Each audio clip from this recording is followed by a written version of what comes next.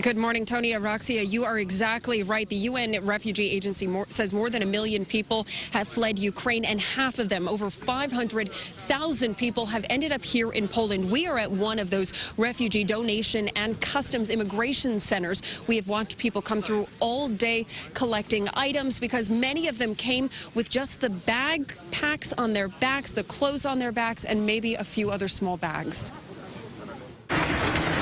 Cities across Ukraine in ruins a week after Russia began its unprovoked assault on the country. On Wednesday, Russian President Vladimir Putin's forces seizing the Black Sea port city of Kherson, the first city to fall. The city is definitely under Russian control. There is no Ukrainian control here. This man and his family, just one of countless Ukrainians facing chaos and uncertainty as they try to get out, joining the more than 1 million who have already fled in what the UN Refugee Agency is calling Europe's swiftest refugee exodus this century.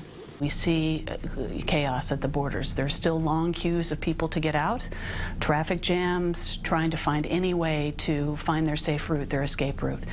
And in these situations, families sometimes do get separated. Russian forces continuing their bombardment on the second largest city, Kharkiv, killing at least 21 people in a 24-hour period.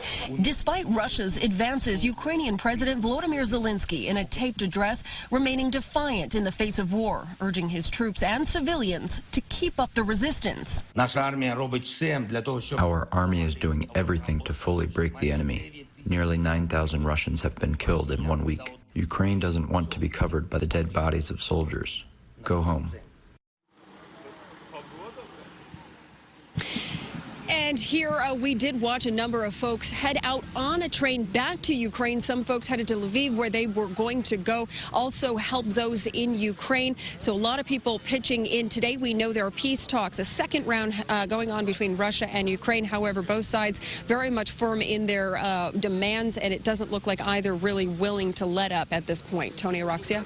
Lauren, how difficult was it for the people who are there right now to get there? Because we've seen images of people waiting for hours and even days to try to make passage. Well, Roxia, so we were able to talk with some folks getting off the train from Ukraine, majority women and children. Obviously a bit of a language barrier, but one woman, we were trying to ask her how long she had been traveling. She appeared, or at least seemed to tell us, about 2 days.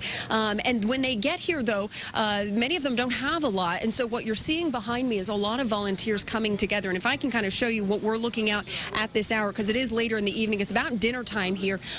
Right now, what is just set up is the World Central Kitchen. That's Jose Andres' charity organization. They have just set up a hot dinner for folks, for volunteers, for anybody coming through.